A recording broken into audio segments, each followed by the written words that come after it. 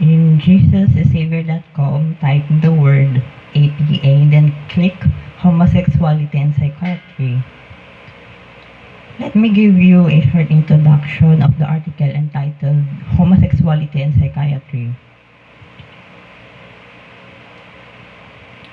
Homosexuality is very abnormal behavior exposed. The myth that psychiatry has proven that homosexual behavior is normal in 1973.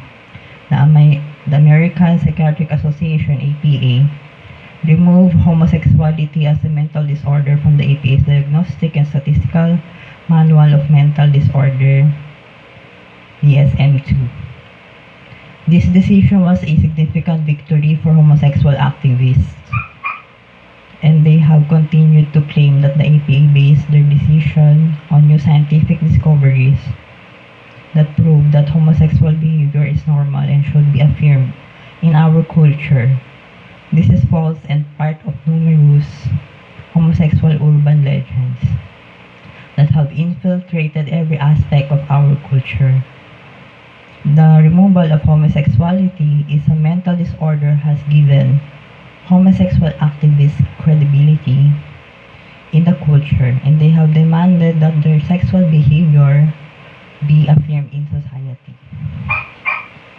What really happened? Numerous psychiatrists over the past decades have described what forces were really at work both inside and outside of the APA, and what led to the removal of homosexuality as a mental disorder.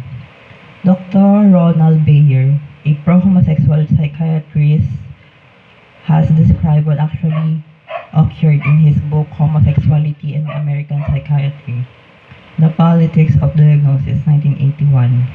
In Chapter 4, Diagnostic Politics, Homosexuality and American Psychiatric Association, Dr. Bayer says that the first attack by homosexual activists against the APA began in 1970, when this organization held its convention in San Francisco.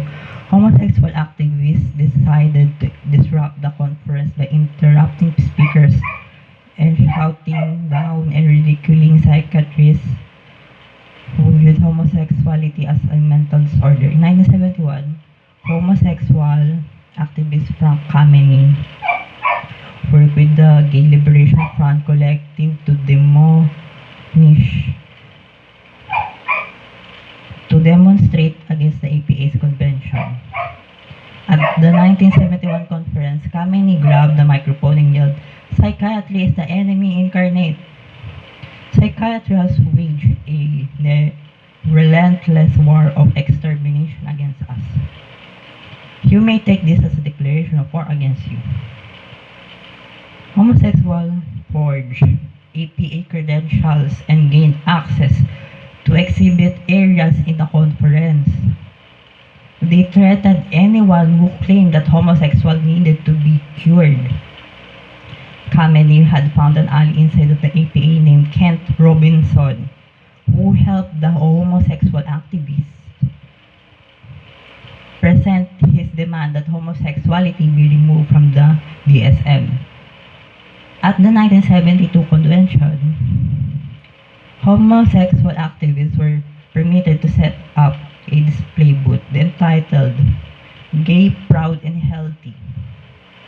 Kameny was then permitted to be part of a panel of psychiatrists who were to discuss homosexuality. The effort to remove homosexuality as a mental disorder from the DSM was the result of power politics, threats, and intimidations, not scientific discoveries.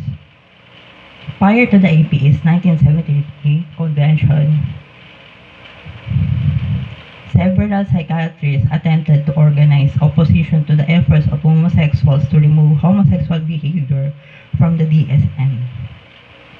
Organizing this effort were Doctors Irving Bieber and Charles Socarides, who formed the AD hoc Committee Against the Deletion of Homosexuality from the DSM-2. The DSM-2 listed homosexuality as an abnormal behavior under Section 302. Sexual deviations. It was the first deviation listed. After much political pressure, a committee of the APA met behind closed doors in 1973 and voted to remove homosexuality as a mental disorder from the DSM. Thank you.